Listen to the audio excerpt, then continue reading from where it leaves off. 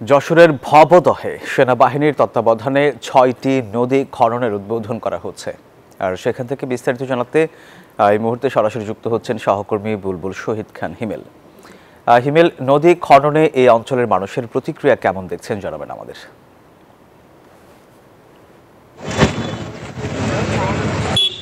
ধন্যবাদ সোহাগ। আপনাকে প্রথমে জানিয়ে রাখি যে যশোরের দুঃখ বলা হয় যশোরের ভবদহ অঞ্চলকে। এই অঞ্চলে দীর্ঘ ৩ যুগের বেশি সময় ধরে এই অঞ্চলের জলবদ্ধতার কারণে কিন্তু এই অঞ্চলের মানুষের একটি দুর্ভোগ দুর্দশার মধ্যে যে জীবন কেটেছে।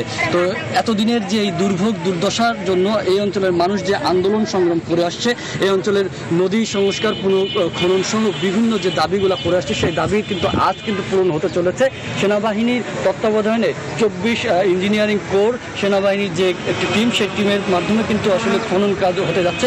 আজ তার উদ্বোধন। তো দীর্ঘদিন এই অঞ্চলের মানুষের যে দুর্ভোগ, সেই দুর্ভোগের জন্য যারা আন্দোলন সংগ্রামে ছিলেন, ভবদহ পানি নিষ্কাশন সংগ্রাম কমিটির প্রধান উপদেষ্টা ইকবাল কবির জাহিদ তিনি রয়েছেন। তার কাছে শুনবো যে এতদিনের যে সংগ্রাম, সেই সংগ্রামে আপনাদের যে আশা পূরণ হতে যাচ্ছে, তো এই বিষয়ে কি বলবেন আপনারা?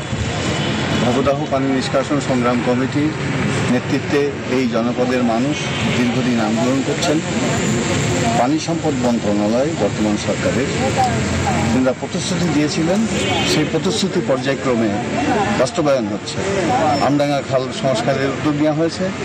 ভবদহ সুইচ গেটের 12টা গেট খুলে দেওয়া হয়েছে। আমরা বলেছি 21টা গেট খোলা সম্ভব, 9 ভেন্টের গেটগুলো খুলে দেওয়া সম্ভব।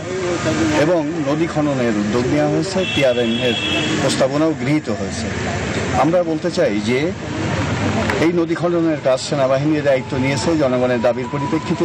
যে ধন্যবাদ আপনাকে। আপনারা শুনছিলেন যে আসলে এই অঞ্চলের মানুষের যে কথা। তবে একটি তথ্য আপনাদেরকে জানিয়ে রাখতে চাই যে আন্দোলন তারা করছিল, সেই আন্দোলনের প্রেক্ষিতে তাদের যে দাবিটি এখনও যে পুনর্খনন হলেও যে টিআরএম ব্যবস্থা কিন্তু আসলে করতে হবে। তাছাড়া আসলে এই অঞ্চলের মানুষের স্থায়ী সমাধান মিলবে না।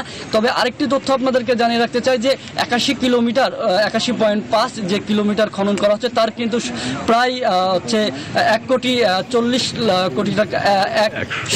কোটি টাকার প্রকল্পে যে কাজ, সে কাজ কিন্তু উদ্বোধন করবে আজকে। তো এই ছিল যশোর থেকে আমার কাছে সর্বশেষ তথ্য। ফিরাজ স্টুডিওতে। বান্ডেল থাকলে প্রতি সেনমানিতে টাকা বাঁচবে। বিকাশ সেনমানি বান্ডেল কিনে জিতুন প্রতি লেনদেনে।